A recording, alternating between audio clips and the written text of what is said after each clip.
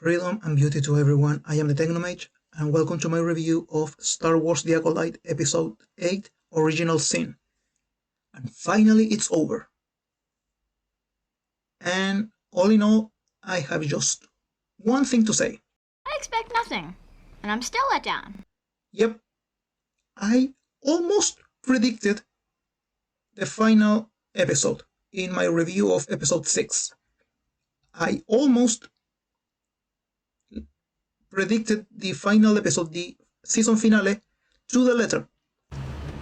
We have an appearance of Darth Plagueis. And do not tell me that is not Darth Plagueis, because it is. We can tell it is a male Munilist, at least. Because remember Darth Plagueis? I remember.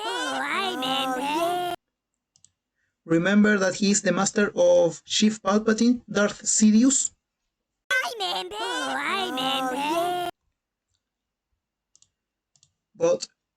And I predicted that the season finale, the final episode, was going to be garbage. But even I couldn't predict how much, because they had the goal to introduce Darth Plagueis, and that was all of his appearance. It wasn't even an appearance, it was just a member berry. You cannot call that a cameo. They were such cowards that they didn't even dare to actually make him appear, say something, reveal something about his evil plan. No, he's just there to know that Osha and Mai were created through the Force, so then he can steal the idea from Mother Aniseya. As I said, the sole purpose of this series is to connect Darth Plagueis to that coven of witches, so he can steal the idea of creating life through the Force from a strong and independent, stunning and brave woman of color. And by the way, this is not the only member berry we get. Oh no! But it's only a matter of time before one of you. Remember Darth Vader? I remember. We need to talk. Remember Yoda? I remember. And here's the thing, as I said, the creators of this series lacks so much talent and creativity. They are such cowards that they didn't even make them cameos.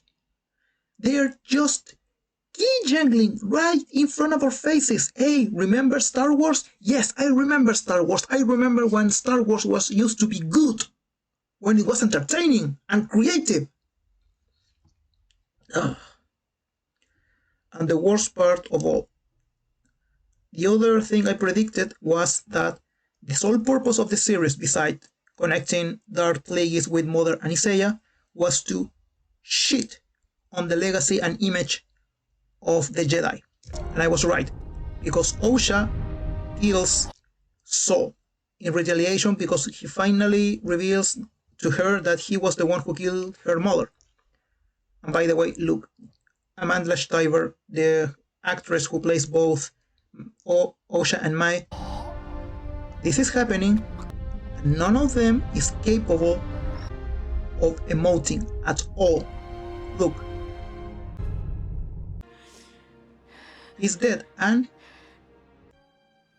smooth as an eggshell. Nothing this woman can act to save her life. She's horrendous. And we just lost the best character of the series, and by the way, the only real actor in the series forever. And by the way, they want us to make us believe that this is actually a happy ending, that Osha finally is free from the oppression of the Jedi, and she is now capable of living her life however she fits. She sees fit. Sorry. And that her reconnecting with her sister, her extremely toxic and aggressive and possessive sister, is something good. And that her staying at the end of the series with this guy is somehow something romantic and inspiring. Like as if a relationship with this Darksider couldn't be anything else but a toxic relationship. Oh. But anyway, who cares? This garbage is done, and we will never have something this bad again. Why? Because of this. This comes from Screen Rant. Third-party viewership data reveals Disney Star Wars shows have been losing viewers for years. No shit, Sherlock. Anyway, this third party have been measuring compare total minutes watched for first 12 weeks of recent Star Wars shows. May 31, 2024. Just 5 weeks of data of this year. Mandalorian Season 3. Almost 6.5 billion minutes watched. Mandalorian Season 3, which is practically the oldest one in this list, I think. No. First Book of Boba Fett Season 1, then Mandalorian Season 3, yes. Then Book of Boba Fett Season 1, still more than 6 billion minutes watched. Obi-Wan Kenobi, much less, but still more than 5 billion. Andor Season 1, even less, little more than 4 billion.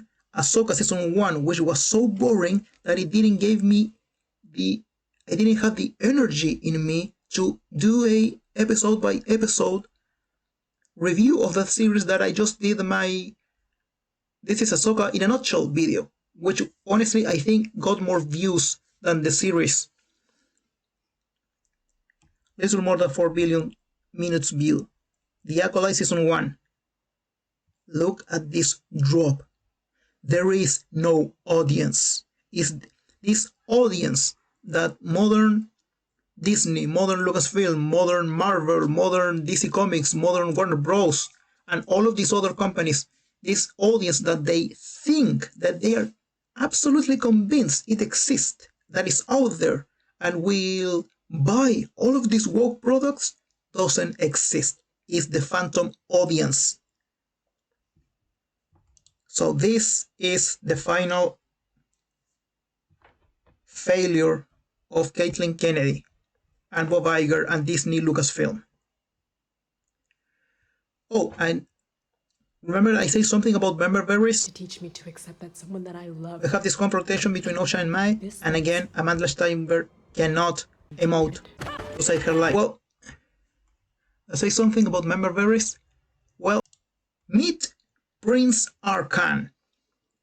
He's from the MMORPG Star Wars The Old Republic expansion Knights of the Fallen Empire. He and his brother, Prince Thexan, are the children of Valkorion, the immortal emperor of the Eternal Empire of Sakul.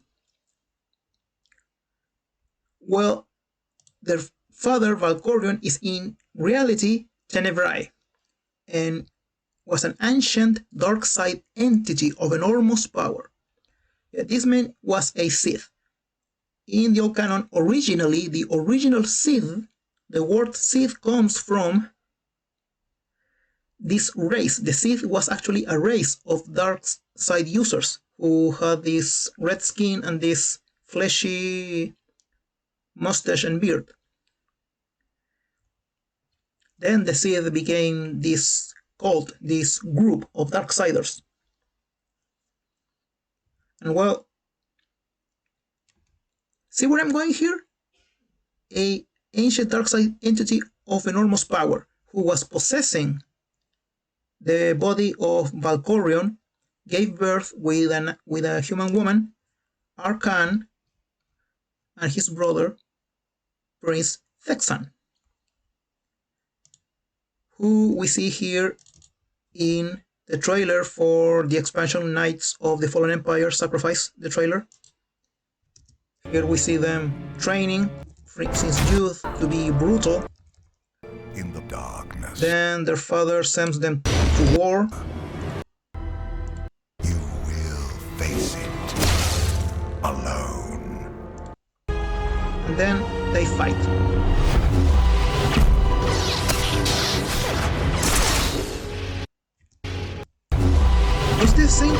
Does this look familiar to you? Yep. The same way Kylo Ren and Rey Skywalker were a cheap knockoff and recycle of Jacen and Jaina Solo from the extended universe. Jacen and Jaina Solo, the twin children of Leia Organa and Han Solo, who were some of the first Padawans of Luke Skywalker in his new Jedi Order. And later, in a long story that I'm not going to describe right now, Jacen fell to the dark side and became the Sith Lord Darth Caedus, or Caedus, I'm not sure how to pronounce it, and it fell on his sister Jaina to finish him, to kill him, so he couldn't destroy this newly established New Republic with a second Galactic Civil War. This was a cheap recycle of this. This was a cheap recycle of this. They even made Osha and Mai dressed practically just like them in the final episode.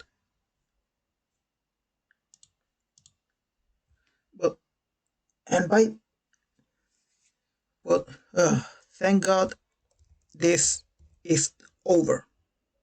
So, to hell with Disney and Bob Iger, to hell with Lucasfilm and Kathleen Kennedy, to hell with Leslie Headland, and to hell with everyone who was involved in the series except Lee Jung-jae, the only real actor of the series. To hell, especially with this woman, with Amanda Steinberg, who could not resist the well-deserved criticism of this series and her involvement in it, that she made a diss track, a song and video just to mock the real fans of Star Wars, who were calling her out on her abysmal lack of acting talent, because she's a horrible actress. Horrible. To hell with her and her complete and utter lack of talent. And to hell with the series. That's all I have to say about this. This is the Technomage, signing off. Thank you for watching. I will see you all in the next video. Goodbye.